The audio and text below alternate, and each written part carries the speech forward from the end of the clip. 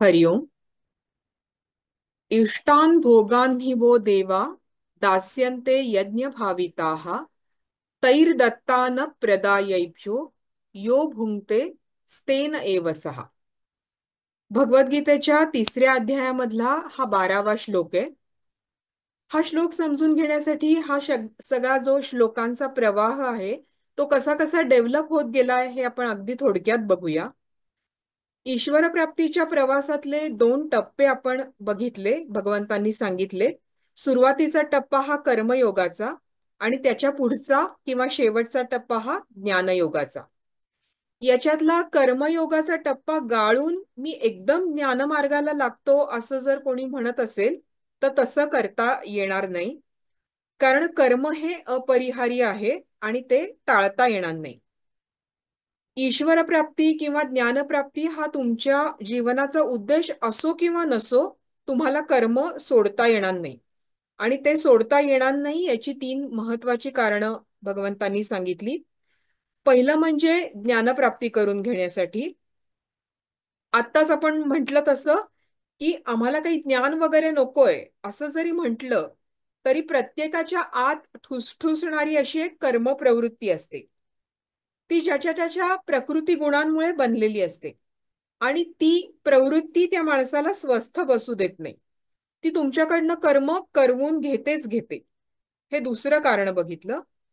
आणि तिसरं कारण म्हणजे ग्राउंड रियालिटी म्हणून मान्य करावं लागतं की शरीर चालू राहण्यासाठी, शरीर यात्रा चालू राहण्यासाठी कर्म करणं हे भागच आहे, अटळ आहे कर्म करणं। तर असं कर्म करणं भाग आहे असं एकदा मान्य केलं की मग ते करताना मनोवृत्ती कशी ठेवली पाहिजे हा पुढचा प्रश्न येतो। त्याला गीतेचं उत्तर यज्ञ भावनेनी कर्म केलं पाहिजे। ज्ञानेश्वर महाराजांनी म्हटलंय, स्वधर्म जो बापा तो नित्य यज्ञ जाणपा। स्वधर्माचं आचरण म्हणजे यज्ञच। यज्ञ भावनेनी कर्म केलं तर ते बंधनकारक होत नाही। याच्याविषयीचा स्वाध्याय आपण मागच्या केंद्रामध्ये बघितला। आता आपण ह्याच्या आणखीन थोडं पुढे जाऊया। प्रसंगी स्वतःच्या सुख स्वार्थाला बाजूला ठेवून इतरांना सहाय्य करण्याची भूमिका ठेवून त्या त्या प्रसंगी प्राप्त झालेलं कर्तव्य कर्म करणं म्हणजे यज्ञ। तर हा स्वधर्माचरणरूपी यज्ञ प्रजापतींनी सृष्टी निर्मितीच्या वेळी उत्पन्न केला असं गीतेत म्हटलंय आणि सगळ्या प्राणी मात्रांना तो आचरण करण्याची प्रेरणा सुद्धा दिली। म्हणजे प्रत्येक सन्मार्गी व्यक्तीच्या मनामध्ये आपलं कर्तव्य कर्म आपण नीट करावं आणि होता होईल तेवढी दुसऱ्यांना मदत करावी अशी एक नैसर्गिक प्रेरणा असते। छोटीशी काय होईना ती प्रेरणा असते आणि तीच प्रेरणा घेऊन तुम्ही जीवनात आणखीन थोडं पुढे जा असं गीता सांगतेय। आणखीन थोडं पुढे कसं जायचं, तर हा यज्ञ जो आहे तो कोरडेपणाने करू नका, तिथे भगवंताचं अधिष्ठान असू द्या। आता भगवंताचं अधिष्ठान हे शब्द खरं तर समर्थांचे आहेत। गीतेत म्हटलंय की स्वधर्माचरण रूपी यज्ञानं तुम्ही देवांना संतुष्ट करा आणि मग ते देव तुम्हाला संतुष्ट करतील असं म्हटलेलं आहे। आमच्या लहानपणी असं कुठल्या वाढदिवसांना वगैरे जायचं असेल की आम्ही जायचो आणि तिथे त्यांना गिफ्ट देऊन यायचो। त्यावेळेला असं रिटर्न गिफ्ट वगैरे अशी काही पद्धत नव्हती। तर नंतर मोठे झाल्यानंतर मुलांचे वाढदिवस व्हायला लागले तेव्हा हे कळलं की अरे हे असं रिटर्न गिफ्ट पण असतं। म्हणजे आपण गिफ्ट द्यायचं आणि मग आपल्याला रिटर्न गिफ्ट मिळतं आणि मग ती रिटर्न गिफ्ट काय मिळालं ह्याची मोठी चर्चा असते मुलांमध्ये। तर तसं इथे आहे की हे देवांना तुम्ही संतुष्ट करा, गिफ्ट द्या त्यांना आणि ते तुम्हाला रिटर्न गिफ्ट देतील, संतुष्ट करतील ते सुद्धा तुम्हाला। तर स्वामीजींनी याचं उदाहरण दिलेलं आहे, म्हणजे की जमिनीतून पीक घेणं। हे जर घ्यायचं असेल पीक तर जमिनीची मशागत करणं, तण काढणं, नांगरणं, बी पेरणं हे सगळं कर्म यथायोग्य करणं म्हणजे यज्ञ। आणि त्या यज्ञानी भूदेवता संतुष्ट होते आणि ती पीक देऊन आपल्याला संतुष्ट करते। तर नुसतं इथे जमीन असं न म्हणता भूदेवता, भूमाता असं म्हटल्याने ते कर्म कोरडं राहत नाही. म्हणजे व्यायाम करणं हे कर्म घेतलं तर ती बलदेवतेची, मारुतीची उपासना.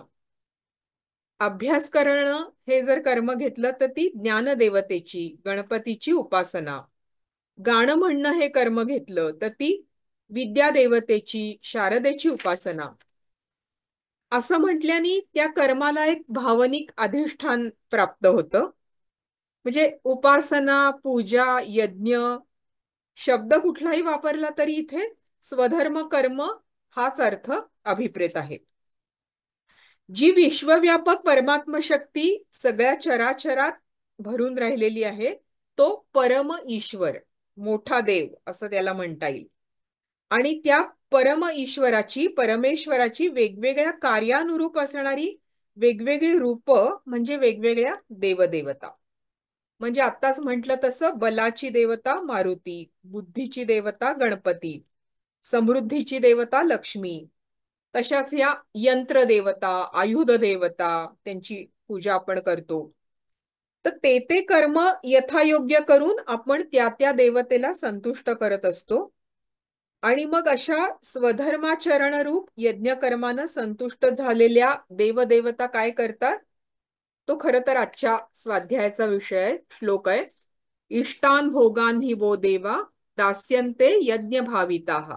यज्ञ भाविताः देवाः म्हणजे यज्ञानं म्हणजे स्वधर्माचरणानं संतुष्ट झालेले देव इष्टान भोगान दास्यन्ते, तुम्हाला इष्टभोग देतील. तैर्दत्तान प्रदायैभ्यो यो भुंक्ते स्तेन एव सहा. तैर्दत्तान म्हणजे त्या देवांनी दिलेलं, एभ्यः अप्रदाय इतरांमध्ये वाटून न घेता, यहा भुंक्ते जो स्वतः एकटाच भोगतो, सहा स्तेन हा एव तो चोरच होय, असं या श्लोकात म्हटलेलं आहे. म्हणजे एकदम इथे स्ट्रॉंग भाषा वापरलेली आहे. यज्ञभावनेने कर्म करणाऱ्याला जे फळ मिळतं ते तो त्या त्या देवतेची कृपा असं म्हणून, प्रसाद म्हणून स्वीकारतो. या श्लोकामध्ये इष्टभोग असा शब्द वापरलेला आहे. यज्ञानं संतुष्ट झालेले देव इष्टभोग म्हणजे तुमच्यासाठी जे कल्याणकारक असतील ते तुम्हाला देतील. इच्छित भोग असं इथे म्हटलेलं नाहीये. गोंदवलेकर महाराज म्हणतात की माणसाला त्याच्या इच्छेप्रमाणे सगळं देव देत नाही, की त्याची कृपा समजली पाहिजे. म्हणजे देव हा आईप्रमाणे आहे की तो इच्छांप्रमाणे लाड पुरवेल, पण त्या इच्छा इष्ट आहेत का, तुमच्यासाठी कल्याणकारक आहेत का, हे बघून तो त्या इच्छा पूर्ण करेल. इष्टभोग प्रसाद रूपानं स्वीकारण्याच्या या मनोभूमिके पाठोपाठ आणखीन एक उंच मनोभूमिका गीतेमध्ये पुढे मांडलेली आहे, की ती म्हणजे प्रसाद सगळ्यांना वाटून मग आपण घ्यायचा. आणि व्यवहारात सुद्धा आपण मी पूजा केली आता मीच एकटी प्रसाद घेणार असं आपण करत नाही. तसंच इथे सुद्धा आहे. म्हणजे सुरुवातीपासून शेवटपर्यंत अगदी स्वतःच्या कष्टाचं, स्वतःच्या हक्काचं फळ मिळालं ते सुद्धा प्रसाद भावनेनी घेतलं, यांनी तो कर्मयज्ञ पूर्ण होत नाही. तर कर्म पूर्ण होण्यामध्ये अनेकांचा हातभार लागलेला असतो. म्हणजे माणसाचं जीवन हे असं एकट्याचं नाहीये, ते सहजीवन आहे. मग एका मोठ्या सिस्टीमचे आपण भाग आहोत. निसर्गाशी, आजूबाजूच्या परिसराशी आपलं एक असं नातं आहे. म्हणजे माणसाचं कर्मच काय तर त्याचं जगणं सुद्धा इतरांच्या सहकार्याशिवाय हे शक्य नाहीये. त्यामुळे आपल्याला प्राप्त झालेल्या गोष्टींमध्ये इतर अनेकांचा प्रत्यक्ष अप्रत्यक्ष सहभाग असतो. आपण एखादं कर्म करतो ते दिसतं जगाला, पण त्याच्या पाठीमागे अनेक जणांची कर्म ही असतात आणि त्या प्रत्येकाला काही ना काही देणं हे शक्य नसतं. पण या गोष्टीची जाणीव ठेवून त्यांच्याकडून मिळालेलं ह्यांना दिलं पाहिजे. म्हणजे गीतेचेच हे शब्द आहेत, त्यांच्याकडून आणि ह्यांना. त्यांच्याकडून याचा अर्थ अमूर्त स्वरूपात असलेल्या देवतांकडून, आणि ह्यांना म्हणजे आपल्या आजूबाजूच्या व्यक्तींना, पशुपक्ष्यांना, वृक्षवेलींना. म्हणजे स्वामी विवेकानंदांनी जसं म्हटलंय तसं शिवभावे जीवसेवा या त्यांच्या शब्दांची इथे आठवण होते. आपल्या आजूबाजूच्या परिसराला अधिक चांगल्या जीवनासाठी सहाय्य करणं ही आपली जबाबदारी आहे, अशी व्यापक दृष्टी गीता आपल्याला इथे देते आहे. आणि तसं केलं नाहीस तर काय होईल? लोक तुला चोर म्हणतील, असं सुद्धा गीता बजावते. स्वामीजींनी इथे तुकाराम महाराजांची एक गोष्ट सांगितली आहे की तुकाराम महाराजांच्या सासऱ्यांनी त्यांना एक छान चांगली दुभती म्हैस दिली होती आणि ती एकदा चोरांनी पळवली. नंतर मग काय झालं, लोकांनी त्या चोरांना पकडलं आणि ती म्हैस पुन्हा गोठ्यात आली. तर त्यावेळेला या प्रसंगावरून तुकाराम महाराजांच्या मनामध्ये चिंतन सुरू झालं की जातीपाशी धावे जाती. म्हणजे कुठलीही जाती त्याच्या त्याच्या जातीकडे जाते. तर चोर आपल्या घरी का बरं आले असतील, असा त्यांनी विचार सुरू केला. ज्या अर्थी चोर माझ्याकडे आले असतील त्या अर्थी मी सुद्धा चोर असलो पाहिजे. मग मी काय बरं चोरी केली, असा विचार करताना त्यांच्या लक्षात आलं की जी म्हैस आपल्याला मिळालेली आहे तिचं दूध आपण पूर्णपणे आपल्या कुटुंबासाठीच वापरतोय आणि गीतेच्या शिकवणीनुसार ही सुद्धा चोरीच आहे. तेव्हापासून मग त्यांनी म्हशीच्या दुधातला काही भाग पहिल्यांदा जवळच्या गरजू घरांमध्ये द्यायला सुरुवात केली. तो त्यांना देऊन मग स्वतः वापरायचा असं सुरू केलं. तर गीतेचं तत्व कृतीत कसं आणता येतं याचं हे प्रात्यक्षिकच आहे. ज्ञानेश्वर महाराज म्हणतात की हा स्वधर्म कर्मरूप यज्ञ योग्य प्रकारे करत असाल तर तुमच्या मनातल्या सगळ्या इच्छा या सदिच्छाच होतील. सद इच्छा, चांगल्या इच्छाच होतील आणि ज्या ज्या सदिच्छा तुम्ही कराल त्या सगळ्या पूर्ण होतील. तुम्ही म्हणाल ते होईल. माऊली म्हणतात की महारुद्धी म्हणजे मोठ्या वैभव देणाऱ्या शक्ती या स्वतःच आम्ही देतो हे घ्या असं म्हणत तुमच्या मागे येतील. सगळ्या सुखांसह दैवच तुमचा पत्ता काढत तुमच्या मागे येईल, असं माऊलींनी म्हटलेलं आहे. तर आईच्या मायेनं हे आपल्याला गीता ज्ञानेश्वरी शिकवतीये आणि असं नाही वागलास तर तुला चोर समजतील असा धाक सुद्धा घालतीये. तर आजच्या स्वाध्यायासाठी जरी हा एकच श्लोक असला तरी पुढचा श्लोक त्याच्या ओघानेच आलेला आहे आणि तो नित्यपाठात नाहीये, त्यामुळे त्याचा फक्त अर्थ बघून आपण थांबूया. पुढच्या श्लोकात म्हटलेलं आहे की यज्ञामधलं अवशिष्ट म्हणजे स्वधर्मरूप यज्ञाच्या प्रसादामधला म्हणजे कर्माच्या फळामधला सगळ्यांना वाटून उरलेला जो भाग आहे तो सेवन करून राहणारी व्यक्ती सर्व पापांपासून म्हणजे वाईट प्रवृत्तींपासून मुक्त होते. म्हणजे काय होतं, तर अशा व्यक्तींच्या अंतःकरणामधली सत्वशक्ती हळूहळू वाढत जाऊन भोगवासना, अधर्म्य प्रवृत्ती, अवनत करणारे विचार, विकार हे हळूहळू कमी होत होत नष्ट होतात.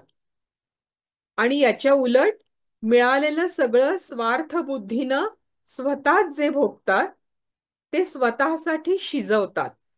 असा गीतेचा शिजवतात असा शब्दच वापरलेला आहे. स्वतःसाठी शिजवतात आणि स्वतःच खातात ते लोक जणू पापाचंच सेवन करतात.